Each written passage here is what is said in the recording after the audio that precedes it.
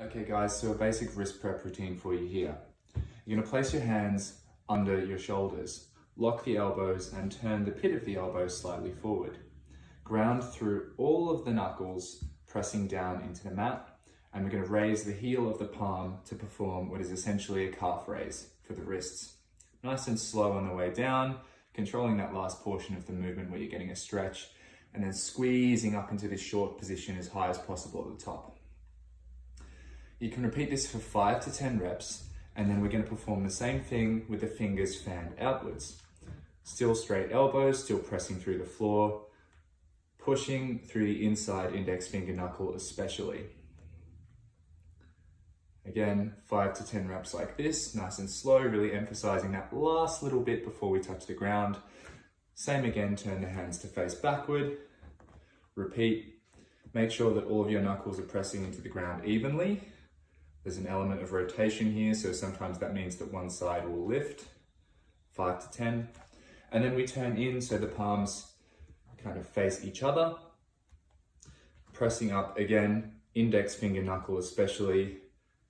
You'll notice there's a slightly different sensation on the outside of the wrist on this one, 5 to 10. Once you've done that, we're going to go on the back of the hands.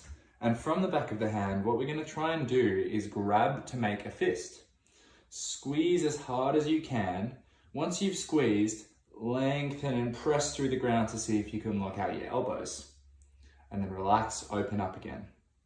Squeeze like you're crushing an almond in your hand.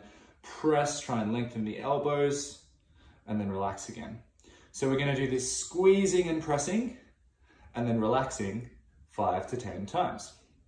Once you've done that one, we're going to go onto the tops of the hands, making a fist, and we're going to rock forward and then rock back. This is wrist deviation. So this rocking forward and back, we're going to perform for 10 reps. Nice and controlled. Side on, it will look like this. The wrist is actually rolling and rocking, so there's a tilting action happening. Once you've done your reps on this one,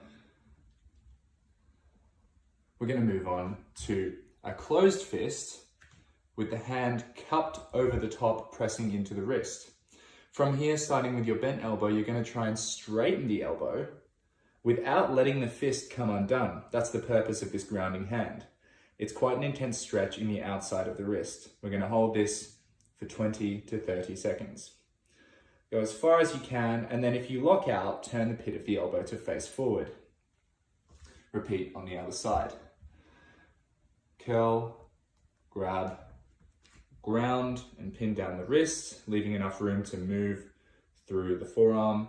And then we're trying to straighten, holding for 20 to 30 seconds. If you can straighten, turn the pit of the elbow forward, and even add a little bit more weight over the hand.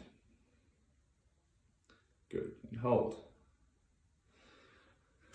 That's the basic routine. You can always add some wrist circles with that, either with a closed fist or an open fist.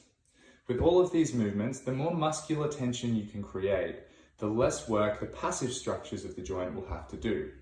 That means that by making your wrist nice and strong, you relieve the stress on the connective tissues.